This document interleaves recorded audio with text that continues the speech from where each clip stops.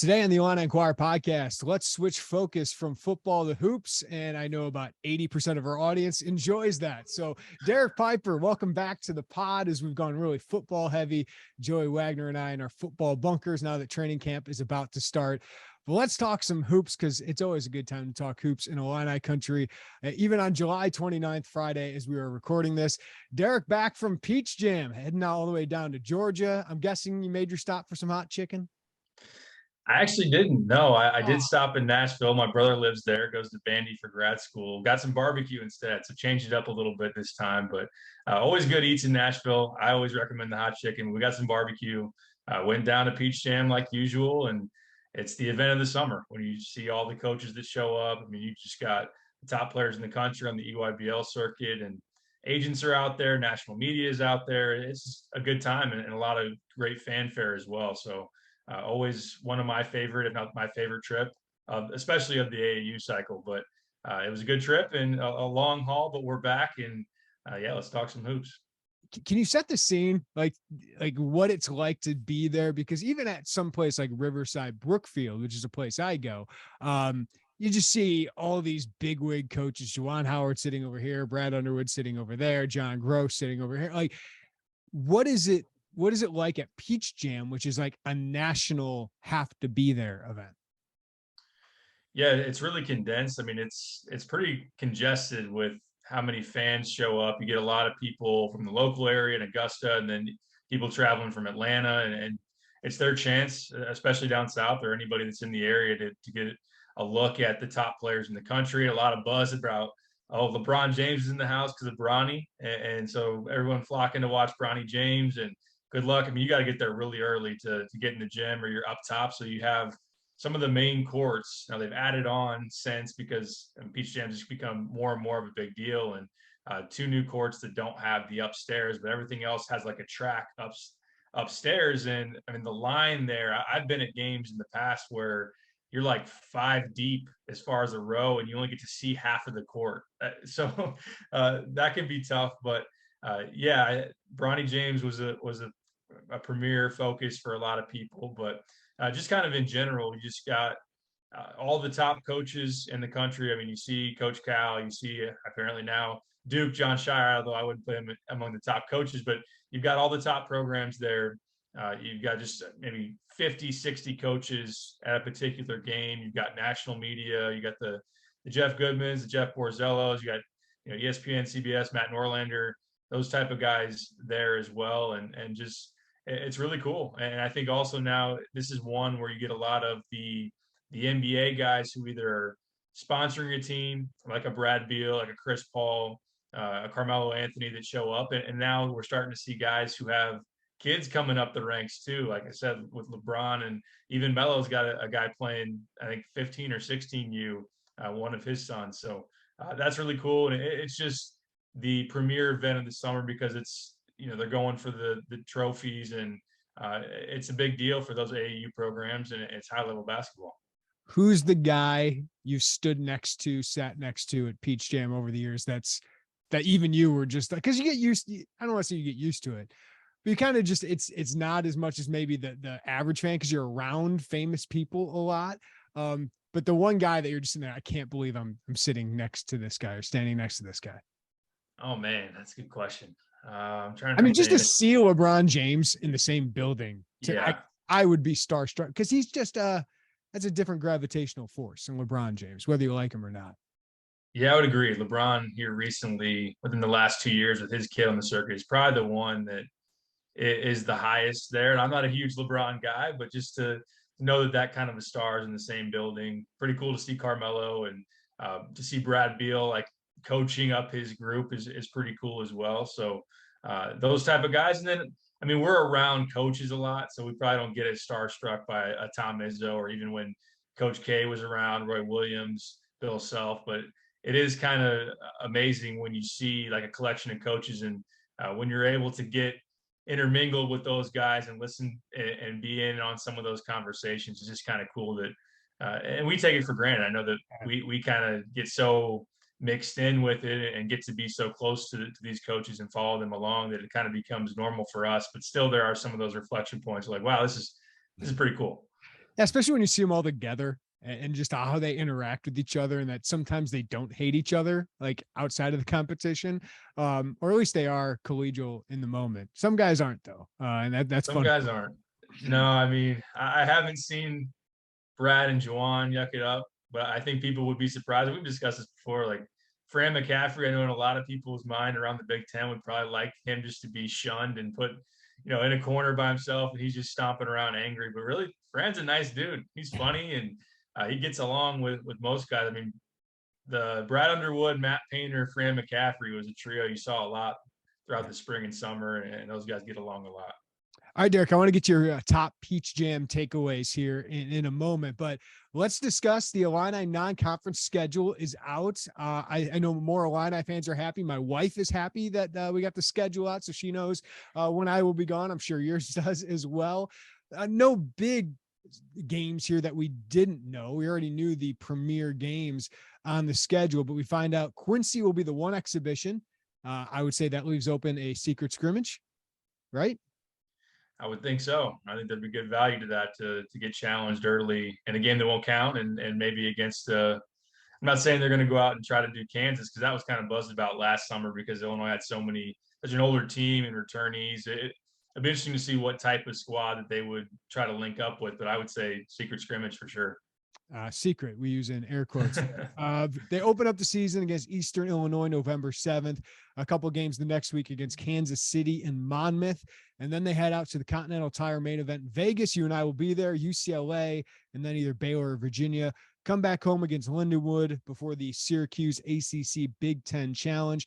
They should have at least one Big Ten game, I would imagine, after that, before the Jimmy V Classic against Texas, potentially in there, and then maybe one after that. Alabama A&M December 17th, Missouri, the bragging rights game on December 22nd, and then Bethune-Cookman on December 29th. Derek, the cupcakes, as we would call them, extra cupcakey a little bit this year, but given the rest of the non-conference, that's probably not a bad setup, because I think this all evens out into a pretty good non-conference schedule that should allow this team of mostly newcomers, right? Like this is almost a complete reset of the roster, kind of gives them some time to reset, but also certainly challenges. Yeah, it makes a lot of sense when you're balancing out the challenges and the opportunities for the quad one wins in Vegas, Madison Square Garden. And if Missouri's decent enough, it could be even a bragging rights game where that win could mean something on your resume. But the home games, you don't want to take any bad losses. So in terms of challenging yourself with like a really decent mid-major or anything like that, for a team that needs to gel, for a team that's going to play a different play style, and a team that has a lot of freshmen, it makes sense to have those very easy bye games to let some learning go on throughout the team and with individual guys, and allow them to build some confidence as well. Guys like Sky Clark, Ty Rogers, Jaden Epps, even a Sincere Harris, Luke Goody, those type of guys that would come off the bench. And again, just to be able to have those games where you don't have to be at your peak or somewhere even close to win the game, and then also have some moments where guys can.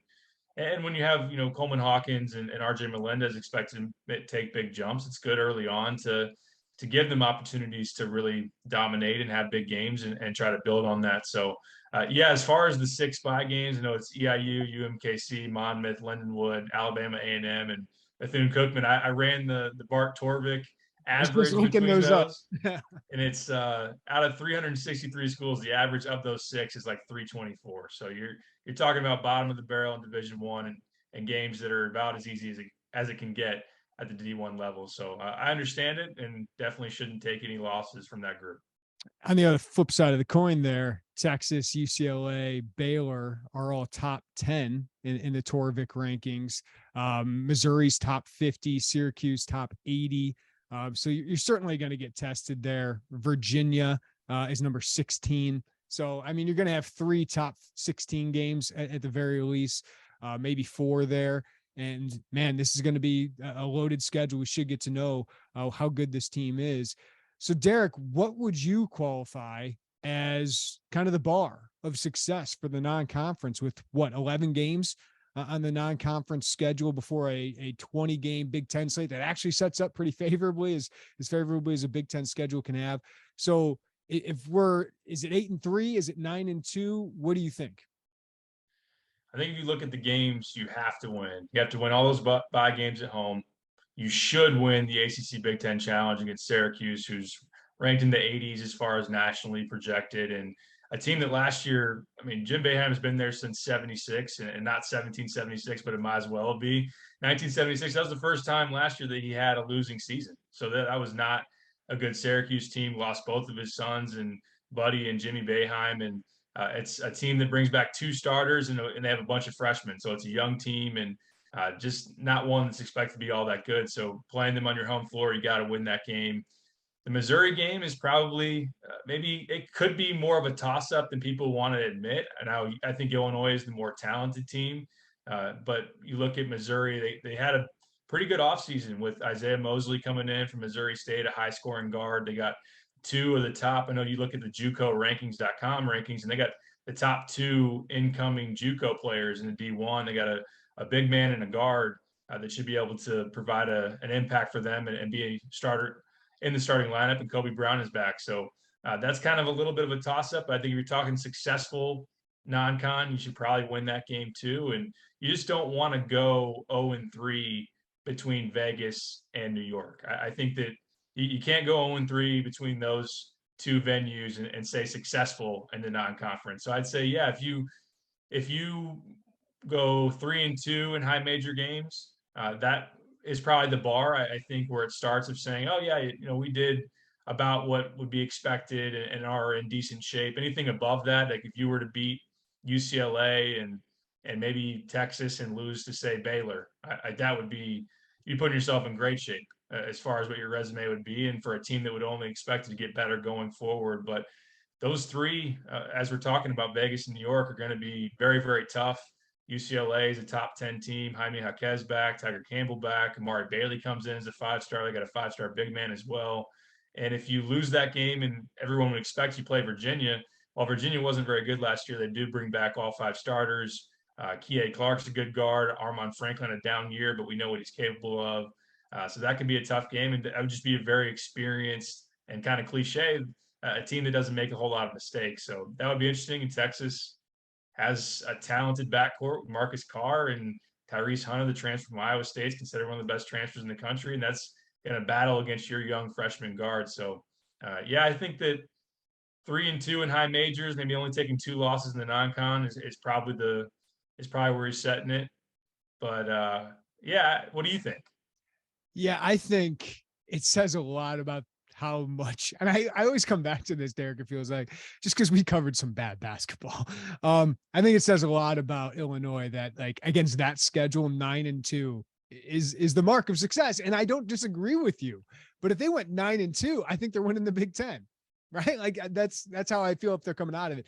I think 8-3 is probably what is going to be expected on the Ken Pom or the Torvik rankings, because I think they'll be underdogs against UCLA, Baylor, maybe Virginia. That's maybe more of a toss up, but let's be honest. You're always going to drop one game, right? You're going to drop one of those games. Maybe you win one of them. You don't think you're going to win at the beginning, but if they go 9-2, I'd be so high on this team, because I think the non-conference is going to be a game you sit there and go, what the heck was that? Because this is a completely new roster for the most part, trying to gel. I think there's going to be some ups and downs of that, but they're really, really talented. So I could see them beating UCLA and all of a sudden getting all this buzz and then maybe losing to Missouri, right? Like I could see that, or Syracuse or something, because the zone spooks them. Like I could see that happening. So if they get to 8-3 out of the non-conference, I'd be like, yeah, they'll be fine, because I expect some ups and downs as long as you don't lose those bye games. If they're 7-5 or 7-4, you got some big questions. That's disappointing for what this Illinois team is. But if they're 9-2 or better, Derek, with their Big Ten schedule, like that's something we got to think of when we're putting together our Big Ten projections this year of who's going to win the Big Ten. Is Illinois' schedule is so favorable with their 1-2 plays that I'd feel pretty dang bullish if they're 9-2 or better. Yeah, absolutely. And I do think it's going to take some time to gel. I think there will be a game that's pretty disappointing, whether it's a matchup like a UCLA or a Texas where you expect to compete and you get blown out, or if it's a toss-up game like a Missouri or Virginia that you lose, and that's kind of disappointing. Hopefully you wouldn't lose to Syracuse on your home floor, but it's certainly within the realm of possibility. And I don't foresee any of the bye games being issues. But yeah, I mean we saw that Michigan didn't come out of the non-con all that great and lost the game on the road at UCF. That was disappointing for them. And really in Brad Underwood's tenure, last year losing to Cincinnati, losing to Marquette, and that was a team that was a lot more cohesive and proven. And even the year before that, when they were a 1 seed, losing at Missouri was one that made you kind of scratch your head and was disappointing. And so that they've taken their lumps even when they've been more of a known commodity as a team. So I think it could take some time, and I think the two early games in the Big Ten can kind of balance out whether it be some disappointment in the non-con, but you do well in the Big Ten, or if you drop, say, those three marquee games between Vegas and NYC, but you start 2-0 in the Big Ten play, that can kind of Yeah. boost you and make up for that as well. So Yeah, you mentioned that, like the Big Ten games that are involved there. So they'll have two Big Ten games in the middle of that non-conference. Like if they're 10-3 out of that, I think you feel pretty dang good about where Illinois basketball is. All right, Derek, back to Peach Jam. You've been following Mean Streets. You're basically the Mean Streets reporter here recently, and the Amani Hansberry beat here. Are those the teams, guys you've been focused on the most? And if so, what was your takeaways? yeah, those are really the main ones on the EYBL circuit. And for a team that is probably not going to have a very big class in 2023, and there's certainly a lot of potential in 24 that's circled around Mean Streets, the St. Rita trio, and Noyes and James Brown and Merez, who obviously you already have him on board, and then Carlos Harris at Curie, who's played really well. So for Amani, it's just been kind of the same old story. He went on a tear from the point of when I saw him in late May in Louisville. And then from that point, I know he had a great June back on the East Coast, and then saw him in Kansas City early July, and then at Peach Jam. And this is just a guy that continues to be supremely productive. He was named first team All Peach Jam, which is saying a lot considering the type of talent that is down there at that type of an event. And he has outproduced guys that are ranked higher than him. I mean, and we're not even just talking about as a guy that's sitting there in that 125 to 130 range. I was talking about, oh, he played someone that was top 75 and he put up, more points, more rebounds. He had games where he was on the floor with 5-star guys. Like there was a game against Mocan where he's against John Bull, who's one of the top centers in 2024, and Omaha Ballou, who just committed to Iowa State, who's a 5-star power forward. And even his own front court, Kwame Evans Jr. is a top 10 player in the country in 2023. And Amani had the best game of those four together when you had that collection of talent on the floor. So he's just continued to excel, continued to produce, continued to be consistent. I think he had 6 double-doubles in 7 games down at Peach Jam, which is just, it shows his motor, it shows his consistency, the way he hits the glass, and he hit jumpers. That was something that just continued to show up throughout July, is hitting mid-range jumpers, even knocking down a couple of threes, which is something he wasn't doing at regularity in the spring. So continue to be more and more impressed with him. We'll see. He's gotten some recent offers. He got Auburn earlier in July. Oregon and West Virginia offered, I think, early on in Peach Jam, if not right before. And he's going to be at Miami this upcoming weekend for an official visit, and we'll see where it goes from there. But Illinois was 3 deep at like all of his games at Peach Jam, and has made a very clear point that he is the top priority for them in 2023. So that's been impressive, and he's earned that. Derek, you've written about this in the recent weeks, and we can see it. We've always been wondering, like, what's Illinois' plan in 2023? Because they haven't been as aggressive in that class. How narrow of a focus is it in the class of 2023? We've talked about nationally, maybe not a great class. Certainly in state, not as strong of a class. A lot of high major prospects, but maybe towards the lower end of high majors. Is it Amani Hansberry or bust in 2023? I don't want to go all in and say absolutely yes, because we've seen this staff show us in the past that they have more and more options as dominoes fall. Like we could have said in 2023, a year ago, that it's Jeremy Fears and Kylan Boswell are bust. Well, then they pull Sky Clark, late in 2022, and it's a little bit, it changes things. So yes, on the surface, in terms of getting a priority guy, I think Amani, as far as the guys they tracked on the AAU circuit throughout the spring and summer, is the only surefire priority. We're going all in to get him type of guy. So I think that it is Amani or bust in that type of a sense. There are maybe some other players out that they would pivot to, but I'd even be a little skeptical knowing Brad and knowing the opportunities in the portal. And when you come off getting Matthew Meyer and Terrence Shannon Jr., and the year before that, you got Alfonso Plummer. Why not? They're not going to reach. They're not going to take a guy that's going to be someone that's like, I'm not sure.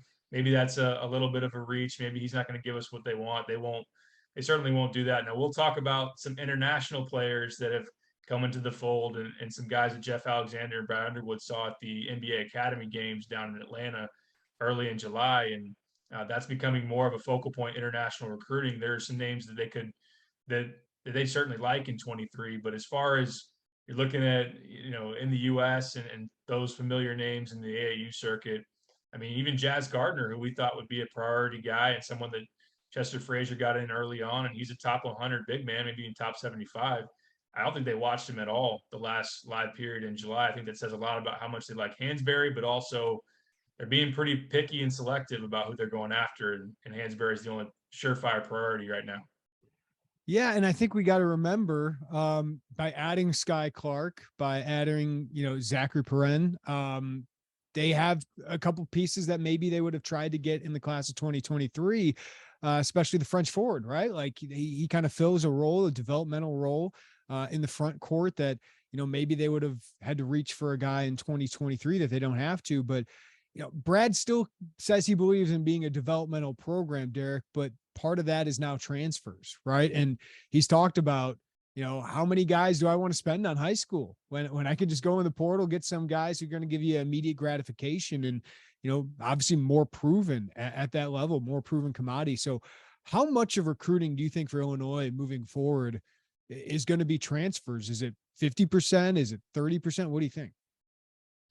I think it will be a balance. I think you could see it be 50-50 or I know I was listening to all those media day pressers at Indianapolis that you and Joey were at, and Mel Tucker was asked kind of the balance of portal versus high school recruiting. He's like, you look at the high school recruiting as the draft and the portal as free agency. So I still think there is going to be a significant focus on trying to get some long-term players via high school and even international, just prep type of players, those 4-year guys or whatever they might be. I mean, there's a lot of value in getting certain guys that are in that top 100, top 50 range. I mean, they want to continue the cycle of get a guy like Ayo DeSumo, get a guy like Kofi Coburn, have him in your program for 3 years, watch the development and the progress. Or you look at the freshmen that are coming in this year, and Sky and Ty Rogers and Jaden Epps, and even Sincere Harris is on that back end of the top 100.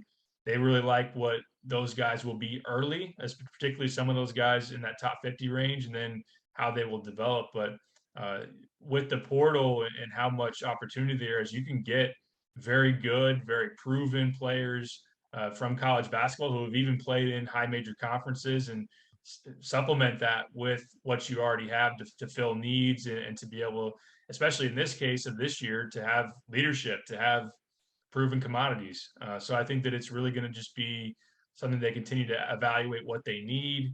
And then you're taking away the old kind of ways of, well, we missed on our type, our priority A guys. Now we got a B list or maybe even a C list of guys that, we're not as high on, but we like. And I don't think you pluck from that as much now that the portal is going to be involved as much as it is. So maybe it's 50-50. Maybe that's even too heavy on the portal. It just kind of depends on each class. Because I think you look at 24, while 23 will be pretty light on the high school front, 24, I could see them getting maybe the St. Rita trio if they can pull off James Brown against the offers he has. And that would be a bigger class. And then maybe it's only one transfer that year. So it might depend on the year, but certainly the portal is having a big impact and they know that there's a lot of potential there. Yeah, speaking of 2024, Derek, obviously Morez Johnson is locked in. ZZ Clark now going to overtime elite. If you want to weigh in on that, you can. But what would you see from the prospects Illinois is targeting in 2024? Yeah, Merez, I know early in the week for Peach Jam had some games where he played about as well as I've seen him play, and a lot of people have seen him play, with him showing some mid-range jumpers, which is a big part of his development to show. Like, if you can just look at the way that Merez and James play together, it's usually kind of that high-low dynamic where Merez, when he's playing the four and is out free throw line extended, if he's making a jump shot, and I know that's a big focus going forward, that just makes him and whoever's playing the five, all that more hard to guard, because he's very athletic. He continues to hit the glass fantastically. He was really ferocious in some finishes that were high level, and he blocked shots too. And to see some of those flashes jump shot wise was encouraging. But James continues. I mean, James had a fantastic AAU season, has blown up immensely, getting the Duke offer at Peach Jam. Prior to that, it was UNC, Michigan, Indiana. It's going to be it is now a national recruitment that's going to drag out. And I mean, why wouldn't it? Why wouldn't he, thoroughly evaluate all his options and take a bunch of visits and see what that looks like? But I know that he's impressed a lot of people with he's already been a fantastic interior scorer. He's now showing more off the dribble. And I love his defense. I love how hard he plays. I love how he moves and blocks shots. So he continues to be impressive. And Noyes was up and down in July. There was a game at Kansas City. I saw him go for 35 points and make 6 threes. It's like, wow, this is a high level scorer, a guy that can shoot the ball as well as anybody in this class. But there have been some down moments throughout. Great spring. June was a little bit lackluster, especially when he didn't have Merez and James, who were at the USA basketball camp. And then July was up and down, and a really ugly last game at Peach Jam. But not to read a ton into that. I just think there's some things for him to work on. He needs to get stronger. He needs to handle contact better, and he needs to get better defensively and just kind of be more consistent overall. But and then Carlos Harris is someone that needs to be not forgotten as far as that Mean Streets group. And I know that Illinois has ZZ Clark on board in 2024, but Harris is a guy that they really like. He needs to shoot the ball a little bit better from the perimeter, but he is a pit bull, just so tough, so strong, finishes through contact, runs the team really well, and then defends as a really tenacious on-ball defender. I know that we've brought it up before, but some shades of Andres Feliz, and I know that puts you all on board for a guy. I haven't seen him play, but if you use an Andres Feliz comp, I'm sold. I'm sold. Absolutely. He's not as thick as Feliz, but he's strong for his size. So yeah. He's got some parallels. And yeah, ZZ Clark joining overtime. ZZ's got some things to prove. I mean, that's not to say that I'm speaking for the staff and saying, oh, well, his commitment is on, unstable ground or anything. But I just think when you see what happened in the spring with not playing as well as you would have hoped, and then leaves his AAU team, which was the Skill Factory on UWL, mid-session at Indianapolis, and he doesn't catch on with another AAU team. It's just kind of a situation where now he needs to show that he is a Big Ten caliber player, that he is a high major recruit, and that he can pivot from some of these struggles and continue to progress and show the talent that you would hope when you commit to a program like that. So Overtime Elite is getting a lot of talented guys. I mean, he's going to be in the same backcourt as Jeremy Fears and probably playing behind him, but there's going to be great opportunity to have a stage and to play against good competition. We've spent so much time covering Illinois basketball about in-state recruiting, whether it's football or basketball, especially. Illinois is going to have 2 in-state natives on the roster next year. Terrence Shannon, who's a transfer, and Brandon Lieb, right? And long-term, I don't know who's going to be there, but it doesn't matter. Nobody cares about that stuff. As long as you are recruiting the really good ones. They got Merez Johnson coming in, right? Ty Rogers, I know, played in Chicago's last year, but he's a Michigan guy, which makes it so impressive. You beat Tom Izzo for him. But that's what's made this staff so good, Derek, is they have reach everywhere, and they are reaching further into the international, right? And that's been very good for them, whether, Andres Feliz, Kofi Coburn are from there. I know they were in the States when they were recruiting them, but, Benjamin Bosman's Verdonk, like they have gone overseas and gotten some talent here outside of the U.S., right? Alfonso Plummer, a guy from Puerto Rico. Now they're getting more into Europe. They get Zachary Perrine. And it feels like, and it looks like they are starting to up their recruiting more. So tell me why they're doing that and what that could mean for the program. in terms of why, there's just a lot of really good players that are international and overseas, and there are two different categories of guys that come over from international routes and play high school basketball, like a Kofi Coburn from Jamaica, or we've seen Andres Felice come over and was playing high school basketball in Florida and ultimately played JUCO. And then there's the guys that don't come over, and that's a little bit more as far as mining for talent. Not to say that they're all top secret type of guys. Like, you got to really figure that out, because there's FIBA, and there are ways to find out who are really good players over there. Yeah, like Victor Wembanyama is not some secret, right? Yeah, he is not. No. So like Benjamin Bosmans-Verdonk was one that I personally didn't know much about him. I don't know who else was really. There weren't a ton of other options for him. Zachary Perrine was, UCLA knew about him, was pushing for him, and Texas came in late on him and was pushing for him. So that was a big win. I know that those around the program feel that not only is that an exciting victory in recruiting for the program because of what Perrine can be upside wise with his skill set and his length and what he can develop into, but that kind of paved a pathway of establishing new connections and some influential people that they've gotten to know and have built relationships with, that can pay dividends down the road with some other guys internationally. So Jeff Alexander has really taken up that mantle of, he's just someone that came in 2017 from Evansville and had recruited internationally in the past, but now is really diving in deeper to further those inroads that he has. He was out there at the FIBA World Cup in Spain earlier in July. He's currently in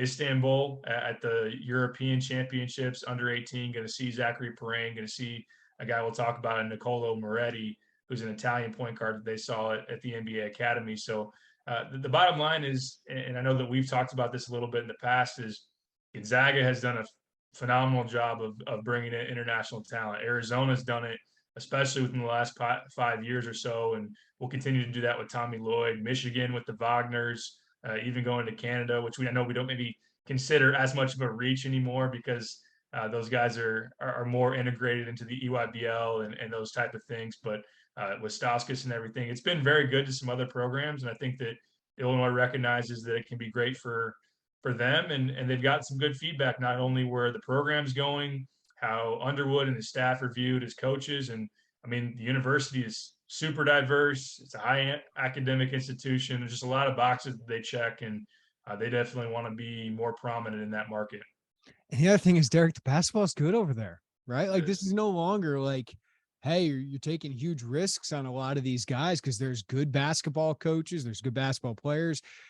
We just said the top 3 MVP candidates were all international players, right? And I think it's, growing percentage of guys are in the NBA and in college basketball are over there. So I think you probably wouldn't be a big time program if you're not looking over there and investing some resources. So I think it's really cool that Illinois and Smarts, that they are sending Jeff Alexander over there to scout a lot of these tournaments. I think one of the things, like ESPN, Mike Schmitz, what made him so good, he went over there all the time and made connections with people and found some of that talent. And now he's in an NBA, front office. And, Tommy Lloyd has made a career out of going overseas and building Gonzaga up with Mark Few, of finding those international guys. And now he's doing it at Arizona. So I think it's really, really smart for them to do that. And, Jeff, I think, could be pretty good at that. And, I know people are sitting there going like, well, what's he doing? Well, Zachary Perrine was a pretty big win for Illinois. If they get a couple of those every couple of years, that'd be big for Illinois. So, Derek, any other recruiting things that we should be paying attention to before I let you go? Yeah, I might as well tell you a little bit more about Nicolo Moretti. Is the point guard from Italy, who is really gifted off the dribble, great passer. I know that the Atlanta staff, they offered him after seeing him at the NBA Academy in Atlanta, and they see some similarities between him and Andre Curbelo with those type of skills. But he's someone that shoots the three a lot better, is more progressive with his jump shot. He was hitting some really deep threes. And as a lefty who's got the stroke and has some skill off the bounce, it's easy to say, oh, Goran Dragic, which I'll be honest, like, that's kind of what you see when you look at his highlights. Underwood loves the lefties, doesn't he? Like, there's a lot of lefties on this team. Yeah, someone's got to replace Trent and Plummer, and Yeah. so I think that that's something. And as they evaluate their, you get a chance in the summer, and we'll find out more as we get into the fall and playing games as far as your current roster. But this guy Clark is a point guard. He is a little bit wired score first, but he is a very talented handler and can get to places and facilitate. That's still something that needs to grow. But Jaden Epps is definitely a bucket getter. But I think that is he a point guard? Is he a guy that's going to make others around him better? I'm not saying that he won't develop into that. I'm not saying that I've seen some of that out of him in AAU and high school, but I know that as they've evaluated him this summer, they want to see him push forward with that. So another playmaking point guard in the mix is something that's become kind of a priority or something that they certainly have recognized as something that they need. So someone like Nicolo Moretti, who's the brother of David Moretti. I think they call him David. It's David with an E at the end. So I'm gonna say David Moretti at Texas Tech, 2019 runner-up, was a starter for them and did some really good things. So that's one that they're looking at. Alex Tui is from Australia, 6'7" forward, was the top scorer at the NBA academies. Another one that they've gotten involved with. I know that after he performed at NBA Academy, Duke, Michigan, Gonzaga all showed interest. So just kind of tapping into those connections and opening up the reach of the program to international is something that they're very interested in continuing to do. And I know that we'll get into what's traditional official visit season. I don't know how many there's going to be this coming fall. Is Amani Hansberry going to want to take more official visits to places he's already been? I think Illinois would be willing to host him again because of there's just not as many targets to worry about running out of visits, and they want him bad enough to probably bring him in again. You'll definitely have the in-state guys, the St. Rita guys, and Harris down for unofficials for football weekends and everything. But yeah, I think that now that the last summer live period, at least in terms of in the States, is done, it's a very, as we talked about, narrow focus in 23, a lot of potential in 24, and some decisions to make as far as how dominoes fall with Hansberry on where to go. You're going to pivot with someone in the class. Or you're going to be patient and wait, see if anything comes up like reclass wise, but also with the portal and still have a spot remaining for mid-year and also knowing after the season you can bring in some impact guys as well. Derek Piper is all over it, traveling the country this summer, checking out all the Illini targets. So tell Haley, tell Cade, we're going to keep you home for a while, so they can have Papa Piper around. Have you got the little Tykes basketball hoop yet? You got Cade performing jumpers on that yet? We haven't got that yet. I would probably be using it more than him at this point, which I'm all for. He hasn't gotten to the point of holding the ball yet. I haven't really pushed that too much. What's he, 3 months? Come on, Cade. Yeah, he just turned 3 months yesterday. But a big guy, I like the way the hands are growing. Should be able to palm the little Nerf ball soon enough. But no, he's doing great. But I got to make sure not to leave because if you notice it all, if you pay attention, my office got rearranged without my knowing. I showed up, being gone for 4 or 5 days at Peach Jam, and you come back, your desk is moved and a little bit different setup. So just threw her on the bus, didn't you? Yeah, I did. Yeah, she's not going to listen to this podcast, so we're good. Are those cards in the background? Yeah. A couple what do you got over there? I got my for those on the YouTube, I got mine over here. That's the IO card I pulled. Oh, I love that card. Yeah, about that. All right, these are a little bit different. Got an Ozzie Smith Wizard of Oz card. Yeah. Let's see what else I got. I'm going to stand up and I'll show you some other ones I got. I got the Ohtani. Oh, nice. I got the Darren Williams rookie right there. That's great. Yeah. Frank Thomas rookie, Brian Urlacher. Got an Eddie Curry card over there. Hey. Eddie Curry. I was so pumped the Bulls got him. And I was really upset when they traded Elton Brand. This guy needs to stay healthy. This isn't as worth it. Yeah. This is Jack Flaherty. Yeah, not as kind of a polarizing figure there with the Cardinals fan base. I know my everyday co-host Lonte cannot wait till he's out of a Cardinals uniform, which it's hard to argue, honestly. Yeah, injuries suck, but yeah. We're just waiting for Juan Soto. I'll have to get a Juan Soto card if he shows up. Yeah, that'd be very Cardinals. Goldie doing what he's doing, Arenado doing what he's doing. Man, it must be nice to have that kind of developmental and draft. Like, it's just unbelievable, Derek, what they're able to do. Like I'm jealous. I'm just jealous of your organization that you're able to be in the running for those kind of guys all the time. Don't land them all the time, of course, but you're in the running. So good for you. Appreciate that. And I've been frustrated with the lack of playoff success here recently, and feeling like you're kind of in that upper tier of mediocre. Yeah. But yeah, when you do draft well and develop well, you put yourself in positions to make some of these type of moves. And I mean, it is kind of that angst of whether it would ultimately burn you, especially when you talk about Cardinals and not committing to those long-term type of, 10-year, $400 million type of contracts. And Soto's probably going to earn even more than that. It'd be dumb, in my opinion, to trade for him and not be all the way in on trying to re-sign him. Right. But I mean, you do get him for 2.5 years though. And then you could just flip him in your last year if you don't sign him and get a bunch of prospects back anyway. But I love seeing like the random Cardinals fans saying he's too flashy for them. That's the worst. This guy's like Ted Williams with a bat in his hand. Derek Piper, thank you as always. Say hello to Haley and Cade for us, and always appreciate the time, man. I will do, and great talking as always, and do it again soon. That's Derek Piper. Thank you to everyone for listening to the Illini Inquirer podcast. You can follow us wherever you get your podcasts. Rate us, review us. We appreciate that. And check us out on YouTube as well. Everybody have a great day, and we'll talk to you next time on the Illini Inquirer podcast.